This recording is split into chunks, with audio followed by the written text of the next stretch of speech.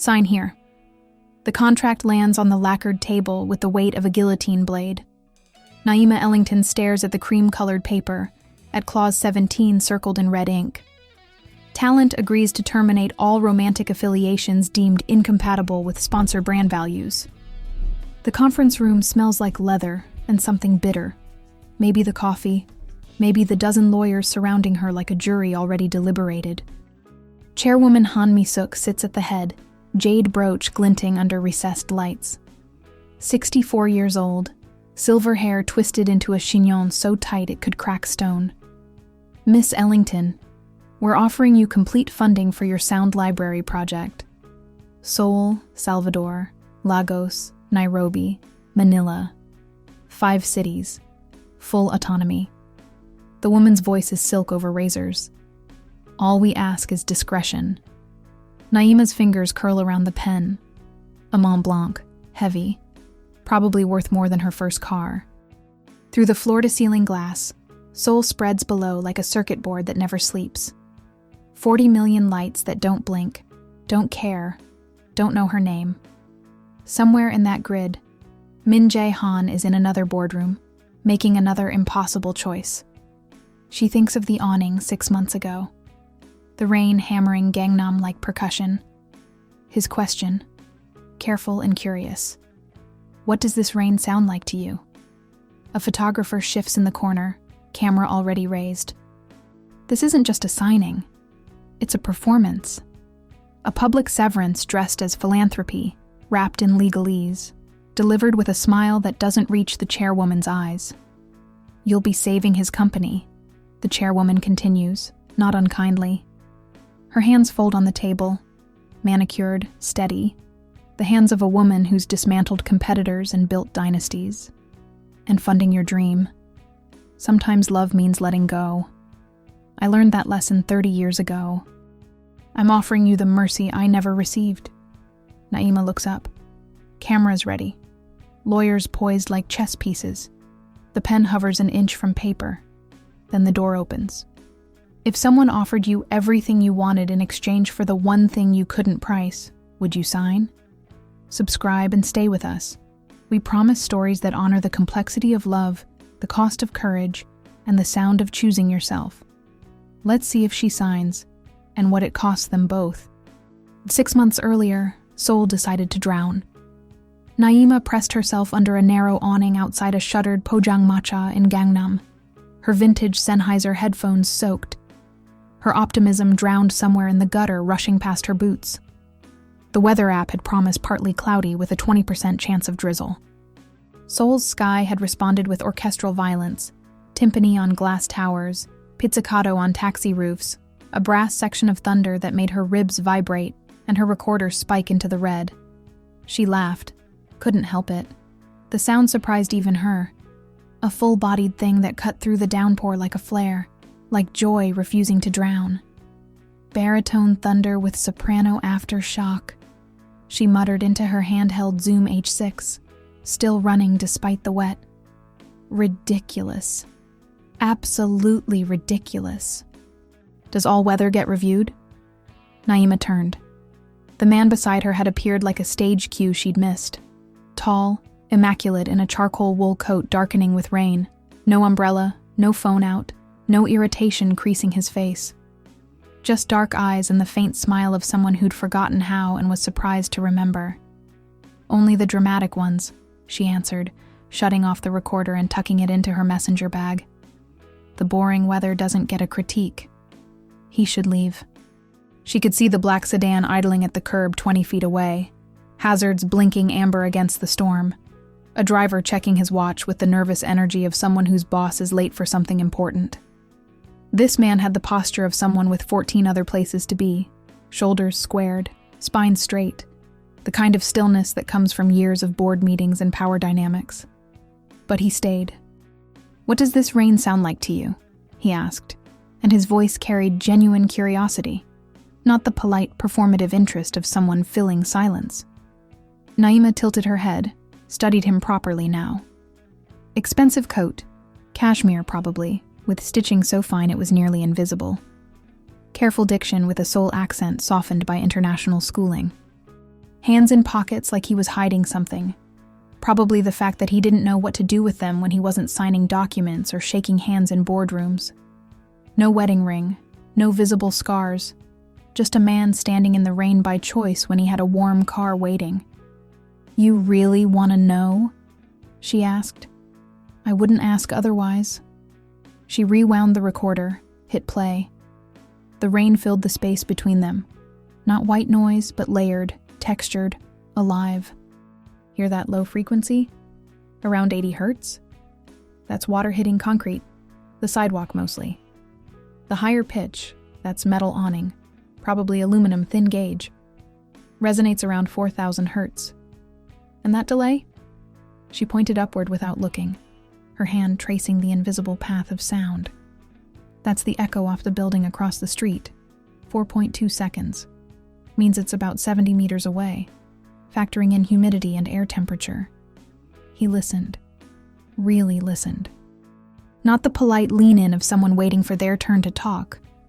Not the glazed-over stare of someone humoring a stranger, but the full-body stillness of someone hearing something for the first time and trying to understand why it matters. "You're a sound designer," he said. Statement, not question. "Foley artist. I make lies sound like truth. Record footsteps that actors never took, doors that never closed, rain that never fell on the set." She grinned, wiping water from her face. "You're a lawyer. You make truth sound like anything you need it to be. Close, CEO." He extended a hand, formal despite the rain. "Jay." She shook it. Warm palm, firm grip, no hesitation. "Naima." They talked until the storm thinned to drizzle, until the streetlights flickered on and reflected in the puddles like drowned stars. He asked about her project, a global sound library for independent filmmakers, democratizing access to production-quality audio so a kid in Lagos or Salvador or Daegu could compete with Hollywood on equal sonic footing. She asked about his work. He described mergers like harmonic negotiations, board meetings like orchestras without conductors, leadership as the art of listening to what people don't say. "Most people talk past each other," he said. "They're so focused on their next point that they miss the silence between words. That's where the truth lives." That's exactly what I tell film students. Sound isn't about filling space. It's about knowing when to leave it empty. She looked at him with new interest. "You're not what I expected." "What did you expect?" "Someone more." She gestured vaguely. "Lawyery, stiff. You know, the kind of person who schedules their spontaneity." He smiled, a real one this time, reaching his eyes. "I do schedule spontaneity. This is my first unscheduled stop in 6 years." "Wow, that's deeply sad." "I know." They didn't exchange numbers, didn't make plans, didn't promise to find each other again. When the rain stopped, he nodded toward the sedan, driver practically vibrating with anxiety now, and left with a small bow, the kind that conveyed respect without obligation. Naima thought that was the end. A perfect small story. Stranger in the rain, unexpected conversation, proof that Seoul could still surprise her after 8 months of navigating its hierarchies and unwritten rules. An hour later, the clerk at the vintage equipment shop in Seongsu called. "Miss Ellington? Someone purchased the Nagra you were looking at this morning. Left it for you with instructions to call when you arrived." Naima stared at the recorder, a pristine 1970s Swiss reel-to-reel, the kind that recorded moon landings and war zones and Bob Dylan in the studio. The kind she'd been saving for, dreaming about, pricing in 3 currencies. Beside it, a card with no name. Just an address in clean handwriting, and a note. "For your ridiculous weather." She didn't know his last name. Didn't know he'd just spent the equivalent of her monthly rent on a stranger. Didn't know she'd rewrite his life. Naima spent 3 days trying not to think about the Nagra. She failed spectacularly. The recorder sat on her desk in the Seongsu studio apartment Sujin had helped her find. A 6th-floor walk-up with rattling windows, a view of a convenience store's neon sign, and rent that took 60% of her income. The Nagra gleamed like an accusation. You don't accept gifts from men you don't know. That was the rule. The rule her mother had taught her in Salvador. The rule that kept her autonomous, kept her safe, kept her from becoming the woman her mother had been, brilliant and broke, and always waiting for a man to decide her worth, to pay the rent, to determine whether dreams or bills came first. But this wasn't a gift. It was a conversation continuing. She flipped the card over. The address was in Gangnam. She pulled it up on her phone. A tower, 63 floors. Han Meridian headquarters. Below the address, coordinates. Latitude and longitude precise to 5 decimal places. "Oh, hell," she whispered. Soo-jin looked up from the editing bay. Pixie-cut dyed burgundy this month, oversized denim jacket swallowing her small frame. She was cutting a documentary about street musicians in Hongdae, headphones around her neck playing audio she'd been tweaking for 6 hours. "What?" "The guy from the awning. I think he's a chaebol." Soo-jin's eyes widened, her hand freezing over the keyboard. "Which guy? What awning?" "Naima. Start from the beginning." Naima explained. The rain, the conversation, the recorder, the note, the building. Soo-jin's expression cycled through shock, amusement, concern, and something close to fear. The kind that comes from experience, not imagination. "Naima, if he's that Han, you need to return it. Today. Now." "Why? It's just a recorder." "Because people like that don't do anything without a reason. And when they want something, they take it. They're trained from birth to acquire." Soo-jin's voice dropped, losing its usual warmth. "I know. I was engaged to one. Kim family. Real estate empire. 5 years together. Until his family decided I wasn't suitable. Wrong education, wrong connections. Father was a bus driver. That was enough to disqualify me."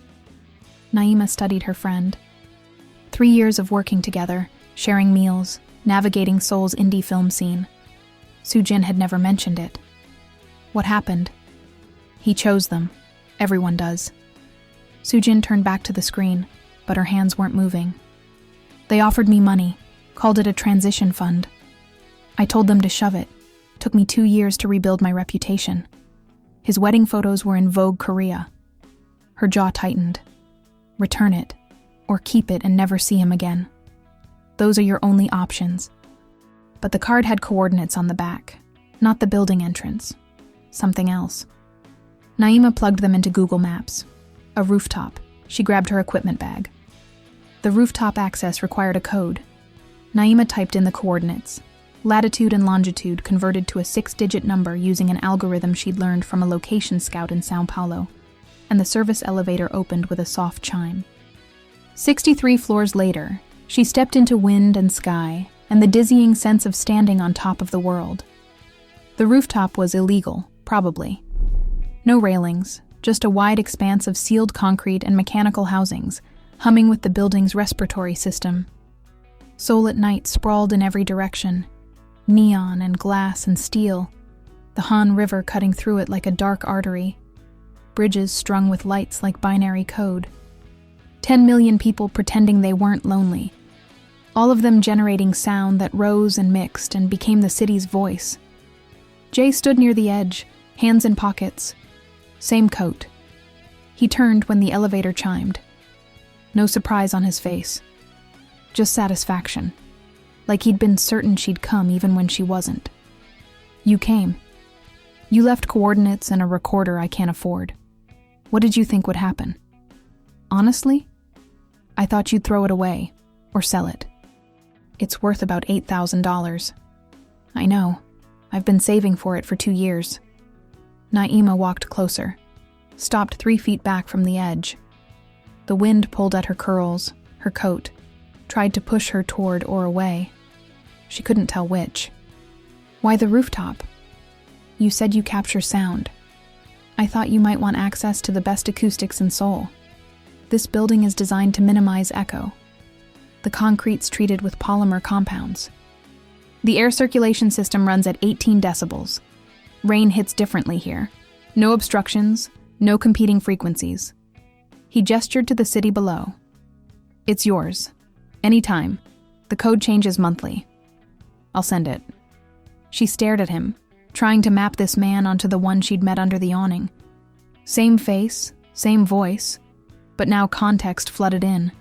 The power, the wealth, the implications of access. You gave me a key to your building so I could record rain.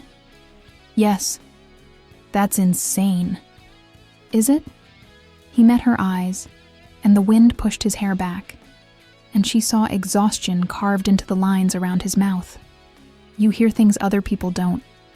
You translate the world into a language I've forgotten. I want to know what I'm missing. Is that insane? Or is it the first sane thing I've done in 6 years? Naima set down her equipment bag, pulled out the Nagra, tested, calibrated, ready. Pulled out her shotgun microphone, her Zoom H6, her windscreen, her monitoring headphones. If it rains tonight, I'm recording. You can stay or go. But if you stay, you don't talk. Sound is about what's between the noise. It's about listening to what fills the space when humans shut up. He nodded. Sat on a ventilation housing 20 feet away. Silent as stone. It didn't rain. But the city sang anyway. Distant traffic like ocean waves, helicopter blades cutting the air in rhythmic pulses, the low groan of subway lines beneath them carrying frequency through concrete. Someone's Radio 8 buildings overplaying old ballads that mixed with car horns and laughter from a rooftop party across the street. Naima recorded for 2 hours, moving across the rooftop, changing positions, capturing the sound of Seoul from every angle, while Jay sat perfectly still and watched her work. When she packed up, hands cold, cheeks numb, he asked, "What did you hear?" She considered lying, considered the easy answer, said the truth instead. Loneliness. Millions of people making noise to cover the fact that they don't know how to be still. And yours specifically. You're the loneliest person in this whole city, and you're standing on top of it trying to figure out why that doesn't feel like winning. He didn't deny it, didn't defend, just stood and asked, "Can I walk you to the subway?" They took the elevator down in silence. At the station entrance, he said, "Thank you." For what? For not lying. She left him standing under the fluorescent lights, hands in pockets, surrounded by people and utterly alone. Naima learned his full name from a push notification. She was in a cafe in Itaewon, editing the rooftop recordings, when her phone buzzed. Han Meridian heir and merger talks. Min Jae-han to wed rival Chaebol daughter in historic alliance. Stock prices surge on announcement.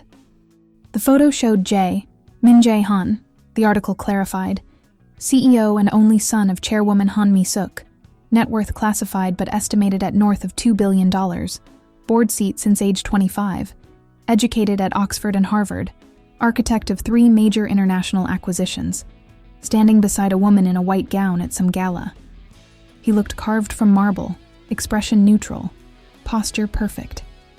The woman looked bored, diamond earrings catching light, hand resting on his arm with practiced ease. Naima's coffee went cold. Her hands went numb. The cafe noise, espresso machines, conversation, indie music, turned into white noise she couldn't parse. Soo-jin slid into the seat across from her, carrying 2 pastries and concern in her eyes. "You saw. You knew." Naima's voice came out flat, stripped of inflection. "I suspected. After you mentioned the building. Han Meridian is one of the top 5 chaebols in Korea. They own everything from semiconductors to entertainment companies to half the real estate in Gangnam." Soo-jin set down the pastries, untouched. "Naima, this isn't... People like him don't date. They negotiate. Marriage is a merger. Love is a liability. And you're not on the approved list. There's a list? There's always a list. Family lineage going back generations, education from specific universities, net worth in a certain range, public image that fits the brand. You're black, foreign, and broke by their standards. No offense." Soo-jin reached across the table. "I'm sorry, but that's 3 disqualifications before you even open your mouth.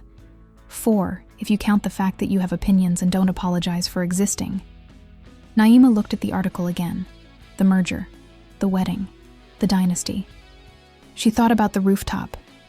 His question. What did you hear? The way he'd listened like her answer mattered more than whatever meeting he was missing. He lied, she said. He omitted. It's different. Not better, but different. Sujin leaned forward, voice gentle. Look, maybe he likes you. Maybe he's bored and you're interesting. Maybe he's having some kind of early midlife crisis and you represent freedom or authenticity, or whatever rich people convince themselves they're missing. But this ends one way. Walk now or get pushed later. I'm telling you this because I care about you, because I watched myself get destroyed by this exact situation. Naima shut her laptop. I need to talk to him. Bad idea. Noted. Naima found him at a cafe in Samcheongdong. One of those places with pour-over coffee served in ceramic cups that cost more than her rent. Minimalist furniture designed for aesthetics, not comfort. And a clientele that spoke in quiet voices about art and acquisitions. He sat alone in the back corner, reading something on a tablet. No security in sight, no assistant hovering. Just a man who looked more tired than the photo suggested. She dropped the article printout on his table. The paper landed with a soft thud that nevertheless made him look up. Congratulations on your engagement. Jay's expression didn't change. No surprise, no guilt. Just a weary kind of recognition. Sit. I'd rather stand. Naima, please. Not a command. A request. The difference mattered. She sat, hated herself for it. Hated that she wanted to hear his explanation, that she cared enough to be angry instead of just walking away. It's not an engagement, he said, closing the tablet and giving her his full attention. It's a merger clause, part of a deal that's been in negotiation for 3 years. If the acquisition goes through, there's an expectation of alliance between families, not a legal requirement, not a binding agreement, an expectation. Sounds like a requirement with extra steps. It's not. His voice sharpened slightly, the first crack in his composure. I haven't agreed to anything. The photo was from a charity gala 6 months ago. The article is speculation based on board meeting minutes that someone leaked. It's pressure, not reality. So this was what? A vacation from your real life? A little authenticity tourism before you marry the approved candidate and produce the next generation of shareholders? No. He leaned forward, and she saw something raw flash across his face. Anger, or hurt, or both. This was the first real conversation I've had in 6 years. Do you know what that's like? To be surrounded by people every minute of every day and never hear a single honest word? Everyone wants something. Everyone's performing. You didn't. You called me Jay and asked what I was missing and told me I was lonely. You didn't manage me. Do you know how rare that is? Naima wanted to leave. Wanted to throw his words back at him. Tell him that loneliness wasn't an excuse for deception. But something in his face, not the careful CEO mask, but the exhaustion underneath, the kind that comes from years of being a symbol instead of a person, made her pause. What do you want from me? She asked. Honestly, I don't know. I just know I don't want to stop talking to you, seeing you work, hearing what you hear. I know that sounds outside, a camera flash, then another, then 3 more in rapid succession. Naima turned. A man with a telephoto lens stood across the street, shooting through the window, camera clicking like machine gun fire. Jay's jaw tightened. He stood smoothly, left cash on the table without counting it. We need to leave. Now. Why? Because tomorrow, you'll be on every tabloid in Seoul, and the questions won't be kind. He wasn't wrong. The photos hit before dawn, uploaded to gossip blogs at 4 a.m., when editors knew they'd dominate the morning news cycle. Mystery woman confronts Han Air, merger in jeopardy. The images were brutal in their clarity. Naima's angry expression, hand gesturing, Jay's hand reaching across the table, the printout between them like evidence in a trial. The comments flooded in within minutes. half speculating scandal, half demanding her identity, all of them dissecting her appearance, her clothes, her right to be in that cafe with that man. By 6 a.m., Naima's phone rang. Soojin, pack a bag. You're staying with me until this blows over. It's just photos. They don't even have my name. Naima. Soojin's voice carried the weight of experience. These people will find your visa status, your rental history, your third-grade report card, every social media post you've ever made. They'll contact ex-boyfriends, old professors, your landlord. They'll build a narrative, and you won't recognize yourself in it. Pack. Now. She was right. By noon, Naima's name was public. Some intern at the cafe had recognized her, remembered her paying with a credit card, sold the information for what was probably more than their monthly salary. By evening, her Instagram was flooded with messages, some curious, some vicious. Most in Korean she had to run through translation apps. The worst ones called her gold digger, opportunist, foreigner trying to trap a rich man. The rest were worse. Racial slurs, sexual threats, addresses of places she frequented with suggestions of what might happen if she was seen there again. Jay called 17 times. She didn't answer. He texted, "I'm handling it. Please don't respond to anyone. Please trust me." She replied, "You don't get to handle me. I'm not a PR problem." But his team was already moving. A statement went out at 8 p.m., issued through Han Meridian's official channels. Mr. Han met with a contracted sound designer regarding a corporate project exploring acoustic architecture. The meeting was professional and brief. All other speculation is baseless and will be addressed through legal channels if necessary. Clean, distant, true enough to kill the immediate story. It worked. By midnight, the tabloids moved on to a celebrity divorce. By morning, Naima's inbox quieted to a manageable roar. But she felt erased, reduced to contracted sound designer. Professional and brief, as if the rooftop hadn't happened, as if his question about loneliness had been research, not confession. She blocked his number. 3 weeks later, an invitation arrived via courier. Han Meridian Annual Gala. Guest of honor, Min Jae-han, +1 optional. Below, in handwritten ink, "I'd like you there. No cameras inside. No performance. Just us. Please. Jay." Naima almost declined. Wrote the polite refusal email 3 times. Soojin talked her into going. "Look, he humiliated you with that statement, intentional or not. This is your chance to show up, exist loudly, and remind everyone that you're not apologizing for being seen. Wear something that makes them remember you're not asking for permission to take up space. And if his mother tries anything, smile and walk. That's all. Just show them you exist." The gala was at the Shilla Hotel. Vaulted ceilings painted with gold leaf, crystal chandeliers that probably cost more than a house. Waitstaff in white gloves carrying champagne that tasted like starlight. Naima wore gunmetal silk that Soojin had pulled from a designer friend who owed her a favor. Her natural curls loose with golden highlights catching light with every movement. Vintage Dior heels that pinched, but made her 3 inches taller. She felt like a target with a spotlight. Jay found her at the entrance within 30 seconds. He stared, not subtle, not polite, just open recognition. "You look expensive?" She raised an eyebrow, voice cool. "Alive." He offered his arm, and she saw he was nervous, fingers trembling slightly, jaw tight. "Come on. I'll introduce you to people who've forgotten what that means." He did. Not as a contractor. As Naima Ellington, sound designer working on accessibility projects for independent cinema, building open-source libraries that could democratize production tools. She spoke on a panel about sonic storytelling, about how the right sound could transform a scene from adequate to unforgettable, about kids in Salvador and Lagos and Nairobi who had stories worth telling and needed tools to tell them. The audience, mostly older men in suits, a few women in couture, all of them wealthy enough that philanthropy was tax strategy, listened with polite disinterest.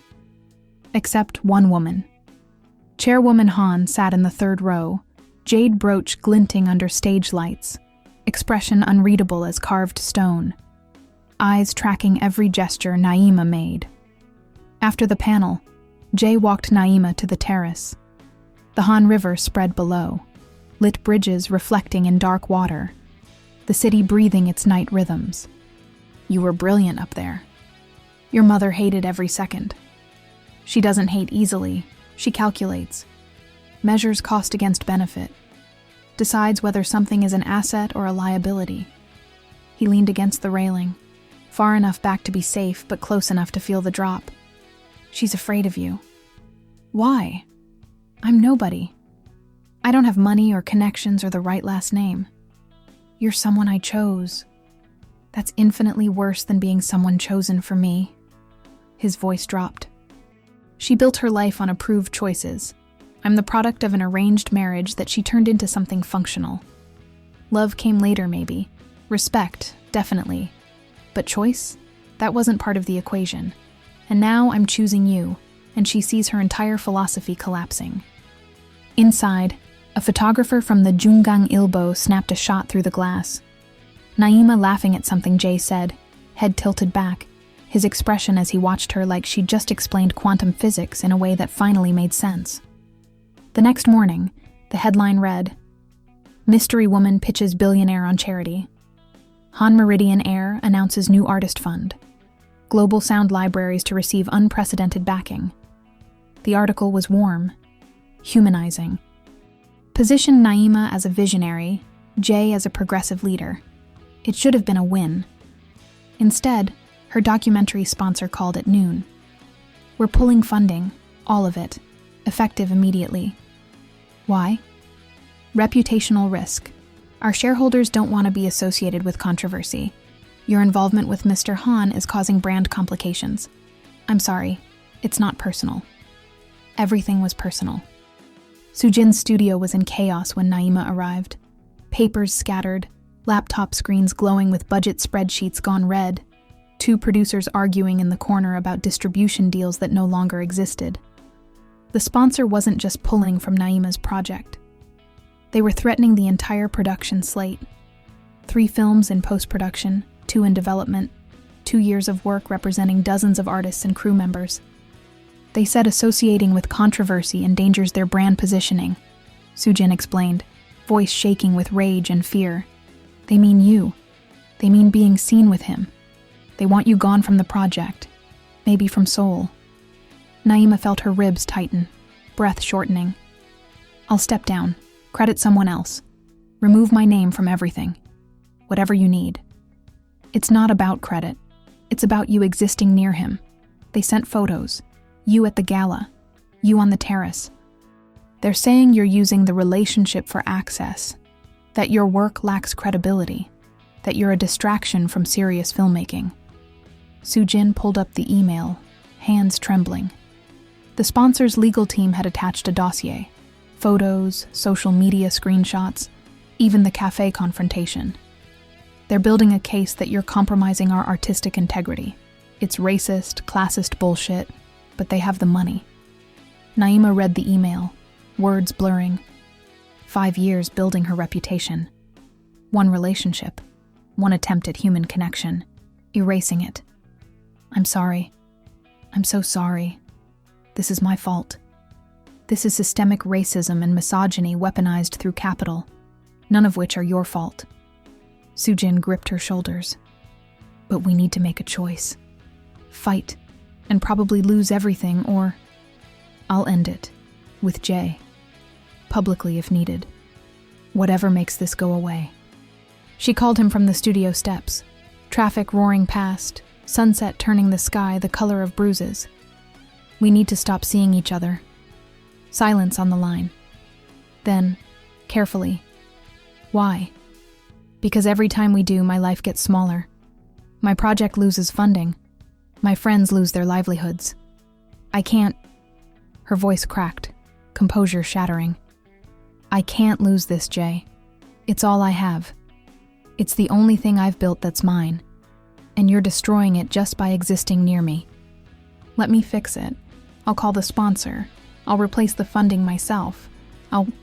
You can't fix systemic racism with a phone call and a checkbook.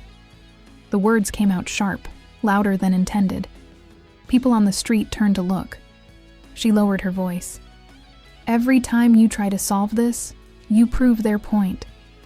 That I need you. That I'm using you. Don't you see? Your help makes it worse. Then what do you want me to do? I want you to give me space. I need to rebuild without you. Please. She hung up before he could argue. Before she could change her mind. Deleted his contact. Blocked the number. Returned to the studio and told Soo-jin it was done. It didn't feel like victory. It felt like amputation. Min-jae-han didn't do helpless. Helpless wasn't part of his training, his education, his DNA. He called Ji-hoon into his office at midnight. Gangnam spread below like a kingdom he no longer wanted to rule. I need options. Ji-hoon arrived still in his suit from dinner, glasses sliding down his nose, tie loosened, looking exhausted in the way that comes from managing a company while your best friend destroys it from within. For what? The board's already drafting a removal resolution. They're saying you're distracted, compromised, making decisions based on personal feelings instead of fiduciary responsibility. I don't care about the board. You should. They hold 42% of voting shares. If they unify, you're out. Your mother controls another 18%. That's 60. You need 66 to survive a no-confidence vote. The math doesn't work. Ji-hoon.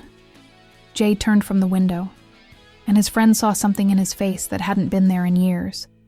Clarity, maybe, or the kind of certainty that comes from finally knowing what matters. I love you like a brother.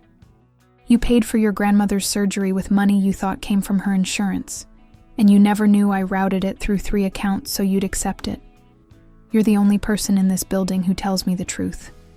So tell me, is building an empire worth it if you die alone at 68 having never made a single choice that was yours? Ji-hoon stared, removed his glasses, rubbed his eyes. MJ, this woman, is she worth losing everything your father built? Jay thought about the rooftop. Naima's hands moving as she explained sound waves, the way she tilted her head when she listened to the city, her laugh in the rain that had started everything. She's worth more than this company. She's worth more than the merger, the dynasty, the legacy.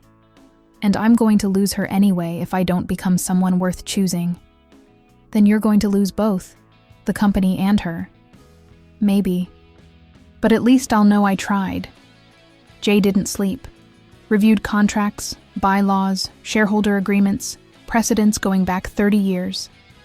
By dawn, he had a plan. Risky, expensive, possibly catastrophic. Definitely the kind of thing his father would have called reckless and naive. He called Naima. Number blocked. He texted from Ji-hoon's phone. It's Jay. I need 2 weeks. Don't leave Seoul. Don't make any permanent decisions. Please. Just give me that. 3 hours later, a response. 2 weeks. Then I'm gone. It was enough. It had to be. The smear campaign started on a gossip blog known for character assassination masquerading as entertainment journalism. Anonymous sources, later traced to a rival Chaebol family with interests in the merger, claimed Naima had targeted Jay deliberately, that she'd researched him for months, staged the awning encounter, positioned herself strategically at events he'd attend. The blog posted evidence. Her studio location near Han Meridian headquarters, coincidence. Her visa renewal paperwork, obtained illegally. Her student loan balance from her MFA program in Sao Paulo, nearly $60,000, positioned as proof of desperation. Even a photo of her at a networking event where Jay had been scheduled to speak but canceled. The headline: American Gold Digger's Elaborate Con. How one woman is destroying a dynasty. Then the comments. Thousands within hours. Calling her opportunist, leech, foreigner taking advantage of Korean hospitality, black woman using her exotic appeal to trap an innocent CEO. Worse words she wouldn't translate. Threats specific enough that Soo-jin called the police, who took notes and did nothing. Her inbox became a war zone. Emails, DMs, messages on every platform demanding she leave Korea, leave Jay alone, leave public life entirely. A video someone made comparing her to other gold diggers who'd targeted chaebols, splicing her photo with tabloid shots of previous scandals, set to music that made her look predatory. It went viral, 500,000 views in 24 hours. Soojin found her on the studio floor at 3 a.m., shaking, phone screen lit with messages she couldn't stop reading even though each one carved deeper. "We're reporting this. All of it. This is harassment. It's criminal." To who? The police? The prosecutors? They'll ask what I expected, dating a billionaire. They'll say I put myself in this position. Naima's voice was hollow, scraped out. They're right. I knew this would happen. Soojin, you told me.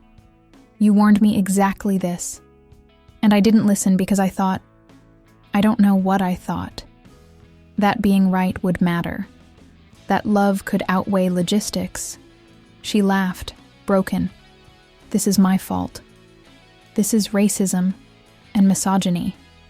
And classism weaponized through technology, none of which are your fault.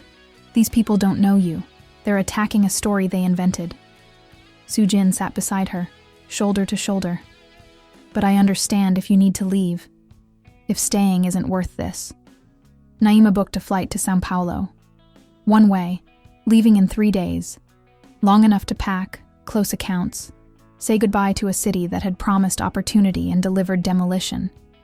She didn't tell Jay. Didn't tell anyone except Soojin. 3 days felt both infinite and inadequate. The knock came at dawn on day 2, soft but insistent. Naima opened the door to find chairwoman Han Mi-suk standing in the hallway, alone. No security team in matching suits, no driver hovering, no assistant with a tablet. Just a woman in a cream blazer, jade brooch pinned perfectly over her heart, looking smaller than Naima remembered. Human scale instead of mythological. "May I come in?" Naima stepped aside, too shocked to refuse. Watched the chairwoman scan the apartment with the trained eye of someone who built an empire from evaluating assets. The second-hand furniture, the sound equipment worth more than the rest combined, the half-packed suitcase on the bed leaking clothes. "You're leaving," the chairwoman said. Not a question. "Yes." "Good." She set a leather folder on the table, placed it precisely in the center like a contract awaiting signature. Inside is everything you wanted. A global sound library, fully funded. Seoul, Salvador, Lagos, Nairobi, Manila. 5 cities, 5-year operational budget, no creative restrictions, complete autonomy. All I ask is that you sign a non-disclosure agreement and leave Korea within 48 hours. Naima stared at the folder, didn't touch it. "You're buying me off. I'm offering you your dream and saving my son's future." The chairwoman sat without invitation, back straight, hands folded, every movement economical, purposeful. The merger he's threatening to cancel is worth $4 billion. It's 3 years of negotiation, hundreds of jobs, our foothold in Southeast Asian markets. If it collapses because of a personal entanglement, our shareholders will remove him. They'll dismantle everything he's built, and he'll spend the rest of his life being the cautionary tale about choosing emotion over strategy. So you're protecting him from me. I'm protecting him from a world that will destroy you both. The chairwoman's voice softened, barely perceptibly, but enough to sound almost human. "Miss Ellington, I was 22 when I met a musician, jazz pianist, brilliant, passionate, poor. He played at a bar in Itaewon where I went with college friends. He wrote me songs. I thought I'd found the only real thing in a world of performance." She touched the brooch, fingers gentle. "My family forbade it. Not loudly, quietly. They didn't threaten. They simply explained reality. That love without infrastructure crumbles. That he would grow to resent me for making him small, and I would grow to resent him for costing me everything. They offered him money. He refused. So they destroyed him.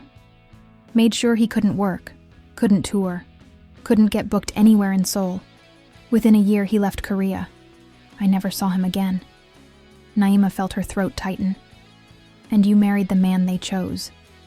I built an empire, raised a son, created jobs for 50,000 people, made my family's name mean something beyond wealth, meant innovation, meant progress.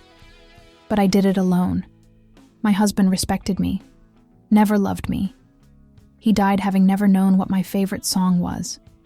She met Naima's eyes, and for the first time, Naima saw not a matriarch, but a woman carrying 30 years of what-ifs. I won't let my son make the same mistake. So you're replicating your trauma. Congratulations, Mother of the Year. I'm offering you mercy I never received. Take the money. Build something extraordinary. Live a life without wondering if the man beside you is calculating what he sacrificed to be there. The chairwoman stood, smoothed her blazer.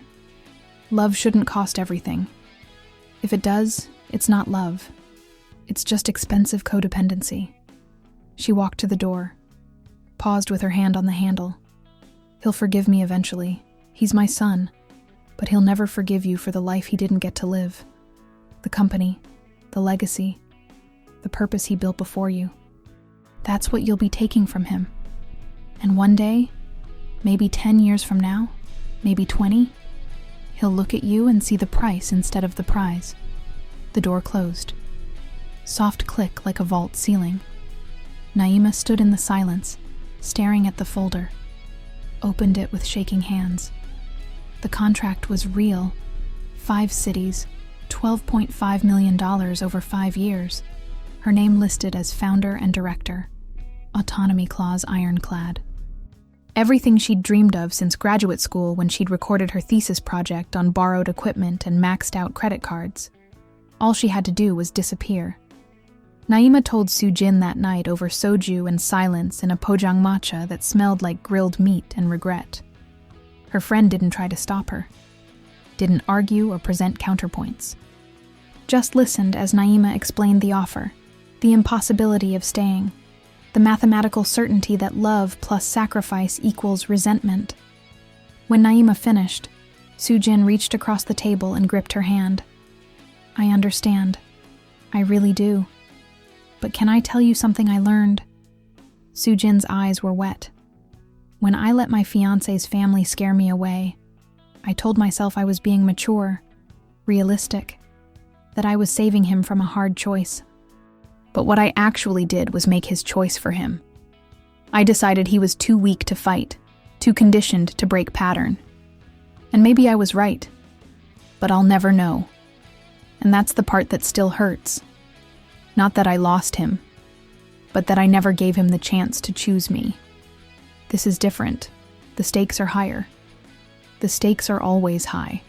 That's what makes it matter. Soo-jin poured more soju. I'm not saying stay.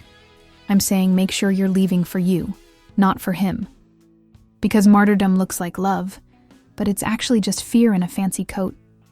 Naima flew back to the apartment, words echoing. Packed the last of her belongings, clothes, equipment, the Nagra she couldn't bring herself to return. The flight left in 18 hours. She spent them recording Seoul one last time, building a sonic farewell she could carry. The subway at rush hour, bodies compressed, announcements in Korean and English, the particular screech of wheels on tracks. Gwangjang Market at closing time, vendors calling last prices, sizzle of bindetik on griddles, laughter of old women counting cash.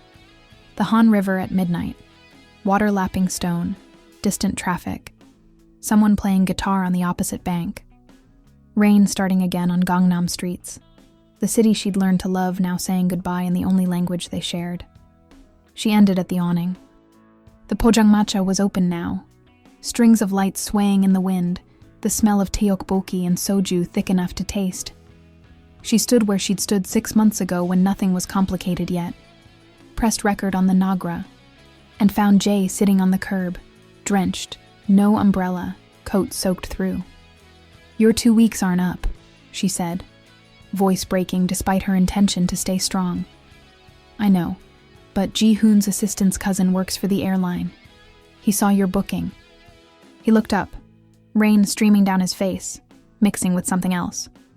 Seoul's small when you're desperate. You can't be here. I know, but I am. He stood slowly, exhausted in a way that had nothing to do with sleep. She came to see you, my mother. Yes. What did she offer? Naima told him. Everything. The contract, the cities, the funding, the non-disclosure, the choice between her dream and his presence. He listened without interrupting, jaw working, hands clenched so tight his knuckles went white. When she finished, he said, I'll call her. I'll fix this. You can't fix this, Jay. The words came out sharp, louder than the rain. That's the problem, the fundamental structural problem. You keep trying to protect me by controlling everything around me, by throwing money or influence or statements at the situation.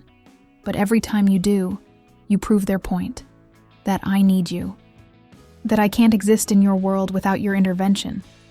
Don't you see? Your help makes it worse. Then what do you want me to do? His voice cracked, composure finally shattering. Tell me.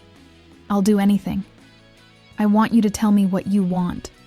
Not what the board wants, not what your mother wants, not what's strategic or responsible or legacy appropriate. You, Min Jae-han, the man who stood in the rain and asked what it sounded like. What do you want? He opened his mouth, closed it, opened it again. No words came, because he'd spent 38 years never asking that question, never even considering it might be relevant to the calculus of his life. Naima pulled the Nagra from her bag, set it on the curb beside him, rain already beating on the metal casing. When you figure it out, press record. Tell the truth. I'll listen from Sao Paulo. She walked away, each step harder than the last. Didn't look back even though everything in her screamed to turn around. Behind her, Jay sat in the rain staring at the recorder like it held answers he'd spent a lifetime avoiding. Min Jae-han sat in the rain for 2 hours while Seoul moved around him, taxis splashing through puddles, couples hurrying past under shared umbrellas, delivery drivers racing against algorithms. The Nagra's reels didn't move. His finger hovered over the record button, but every time he tried to press it, his father's voice filled the gap. Duty before desire. Legacy before loneliness. We don't build empires by choosing easy over right. His father had died at 68, respected by thousands, feared by more, alone in a hospital room with nurses who called him Chairman Han until his last breath. His funeral had drawn diplomats and executives from 11 countries. The eulogies mentioned vision, determination, sacrifice. No one mentioned joy. No one mentioned love. His mother had worn black and the jade brooch, and an expression that suggested relief more than grief.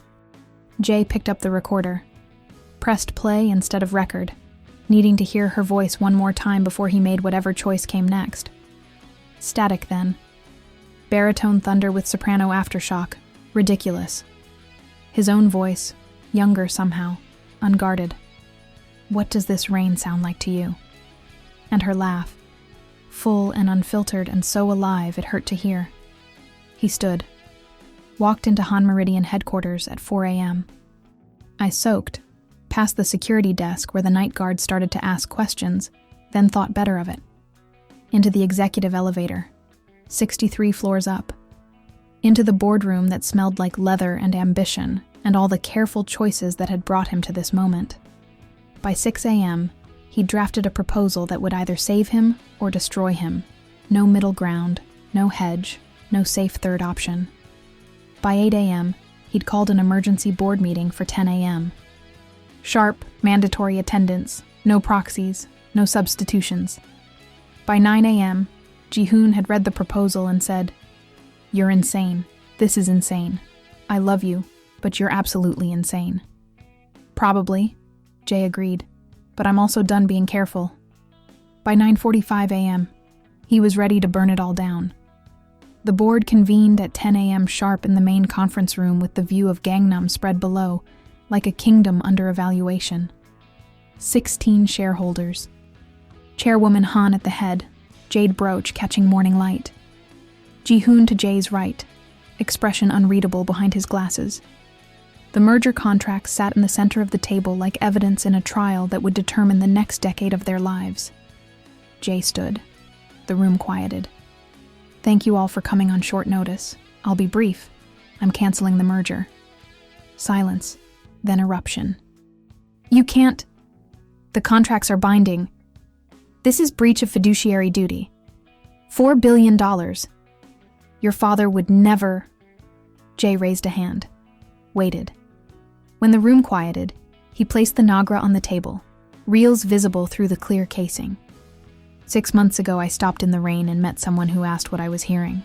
I didn't have an answer. That was the problem. He pressed play. The rain filled the boardroom, timpani and pizzicato, and the particular acoustics of Gangnam in storm. Then Naima's voice explaining soundscapes, frequencies, the mathematics of echo. Then his own question. Then her laugh that had started everything. This, Jae said when the recording ended, is what I've been missing. Presence, curiosity, joy, the ability to stand in the rain and hear something beyond quarterly reports. He looked at his mother, held her gaze. You taught me to build empires, chairwoman.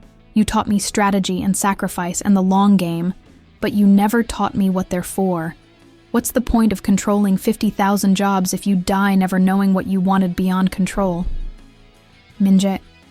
His mother's voice was warning wrapped in silk. I'm not finished. He turned to the full board, meeting each set of eyes. I'm proposing a new initiative, an independent artist fund. $50 million, zero equity strings, governed by an external ethics board with no Han-Meridian representation.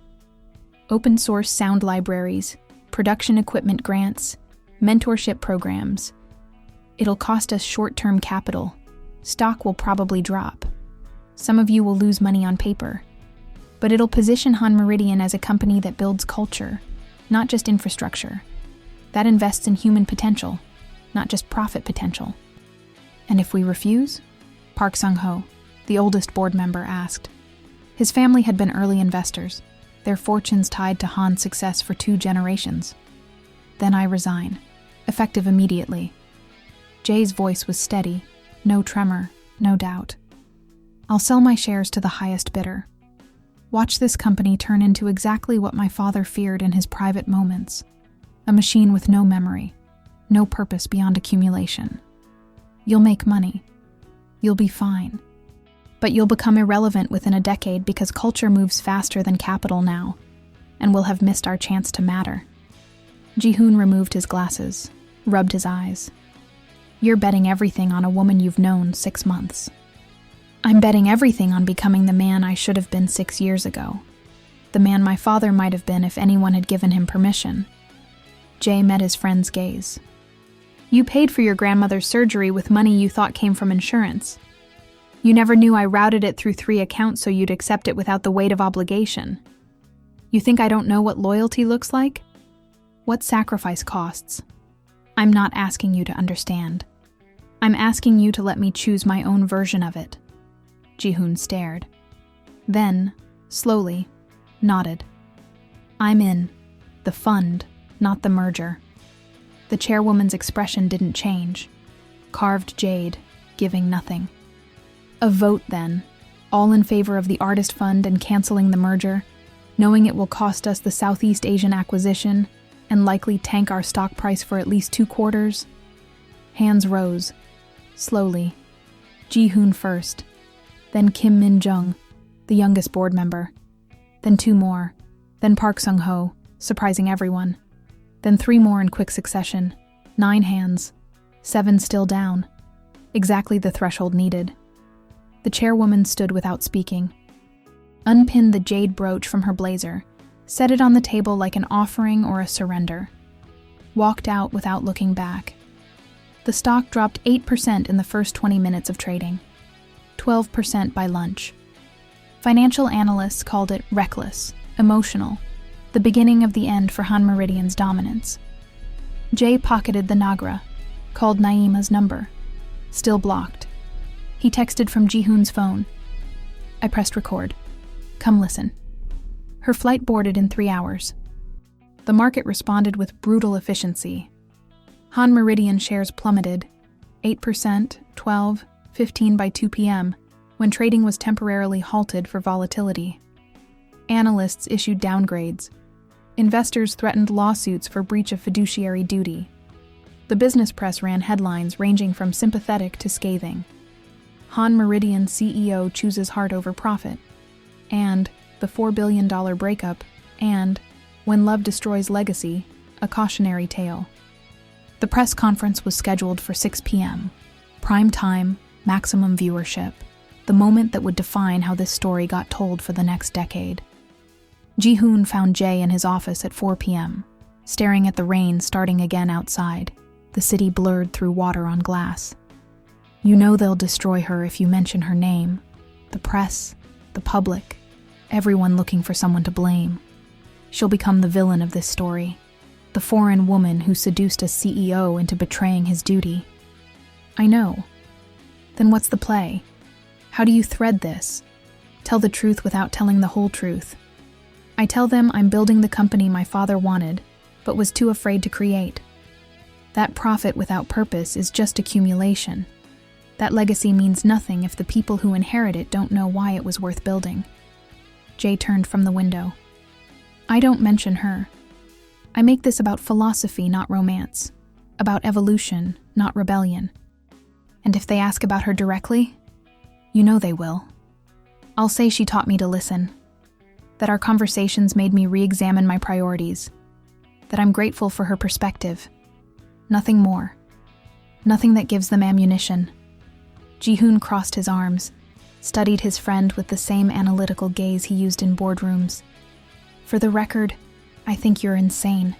This might work, or it might accelerate the collapse. But I also think you're right. That we've been optimizing for the wrong variables. That my daughter shouldn't inherit a company that measures success purely in stock price. He extended his hand. I'm with you. They shook. Brothers in the oldest sense. Not blood, but choice. Oh, one more thing, Ji-hoon said at the door. Your mother's downstairs, in the lobby. Security says she's been there for an hour, just sitting. She looks... He paused, searching for the word. Human. The press conference was carnage waiting to happen. 200 journalists packed the Han Meridian auditorium. Every major outlet, Korean, Japanese, American, Chinese. Cameras from networks that never covered business news suddenly interested because this story had the right ingredients. Wealth, power, scandal. A woman whose name everyone wanted but nobody could confirm. Jay walked to the podium at exactly 6 p.m. No notes, no PR team flanking him, no teleprompter. Just the Nagra in his pocket like a talisman, and the certainty that came from finally knowing his own answer. Thank you for coming. I'll make a brief statement, then take questions. He looked at the cameras, knowing Naima was probably watching from somewhere. 6 months ago, I stopped in the rain. Met someone who asked what I was hearing. I didn't have an answer. That bothered me. Not because the question was difficult, but because I realized I'd spent 38 years never asking it. He explained the artist fund, the structure, the ethics board, the autonomy clause that prevented Han Meridian from ever demanding creative control or equity in exchange for support.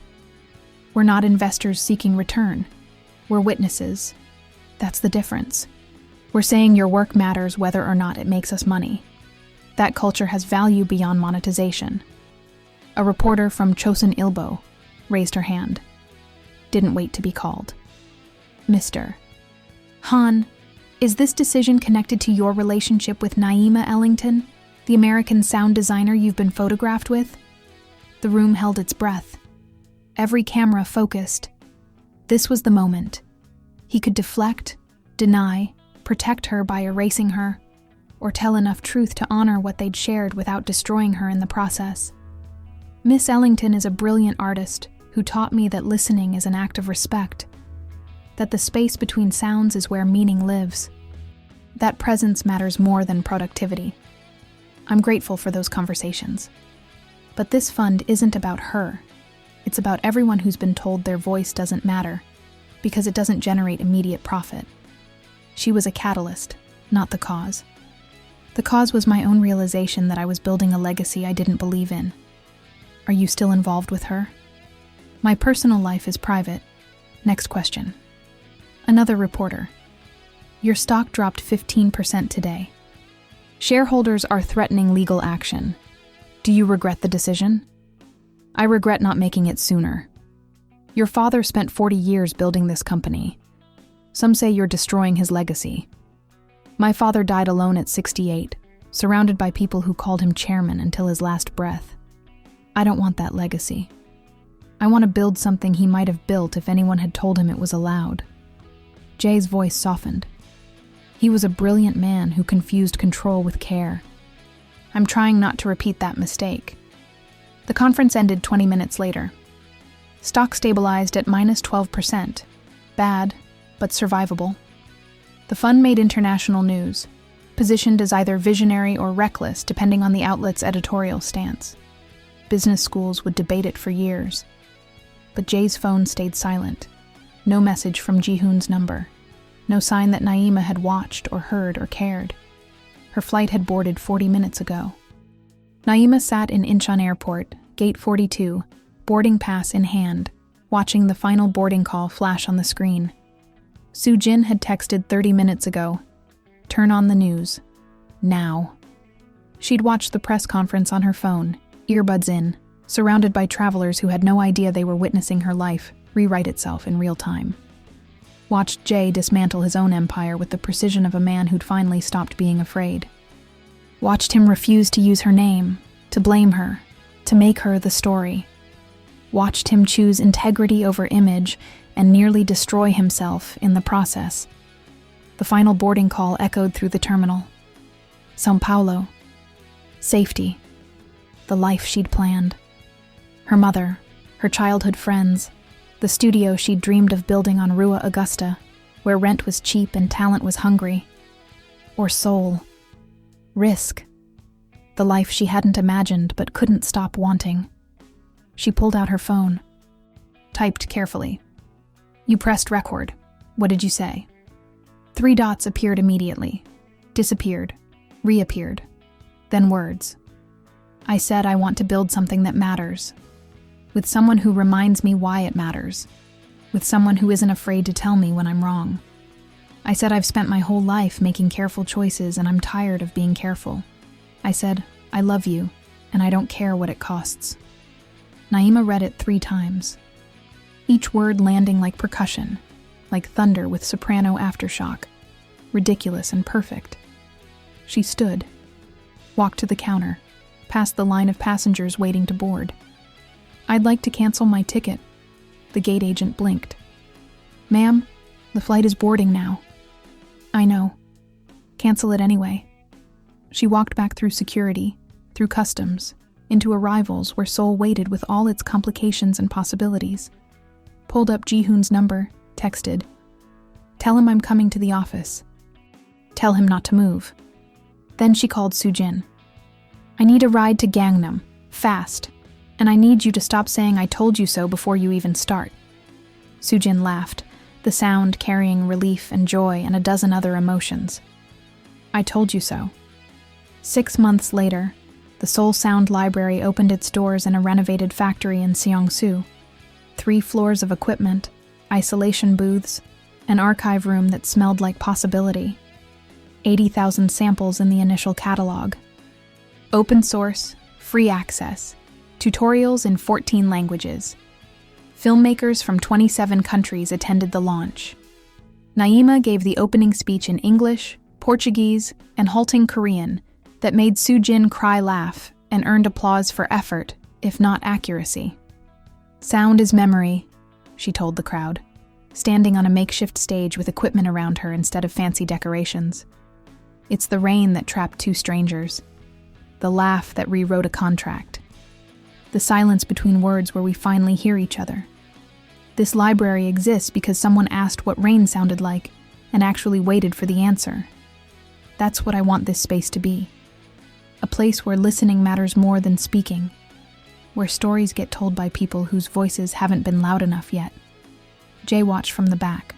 No press entourage. No corporate positioning. Just a man in a coat holding an umbrella he didn't need because the weather was perfect for once. After the speeches and demonstrations and networking chaos, Naima found him on the building's rooftop. Different rooftop, same impulse. You came. I was invited. Plus, I'm technically a donor, so I wanted to make sure my $50 million was well spent. He handed her an envelope, thick and official. From Salvador. All the permits cleared. Warehouse lease signed. You can start construction next month. She opened it. Scanned documents that represented months of Ji-hoon's navigation through Brazilian bureaucracy. You didn't have to... I didn't do anything. Ji-hoon handled the logistics. The board approved the allocation. Soo-jin connected you with local partners. You built this entire infrastructure. I just signed papers. We built it, she corrected. You, me, Ji-hoon, Soo-jin, 200 volunteers, 6 interns who work for coffee and credit. All of us. They stood in comfortable silence while the city hummed below. Softer now to her ears, less lonely, more like a conversation she'd finally learned to navigate. Your mother still won't speak to you, Naima said. Not a question. She returned the brooch last week, left it on my desk with a note that said, "Keep it safe for your daughter." That's her version of surrender. She'll come around eventually. Or she won't. I've made peace with both possibilities. And the board? Cautiously optimistic. Stock recovered to -3% from the merger cancellation. The fund generated enough positive press that we picked up contracts in sectors we'd never accessed before. Turns out people like doing business with companies that have values beyond shareholder return. He smiled.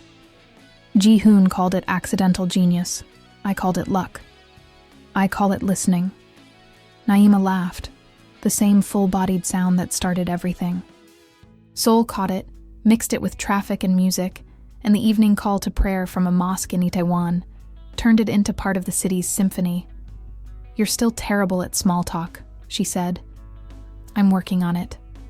Work faster. She kissed him, soft and sure, tasting like coffee and possibility. The city kept singing around them.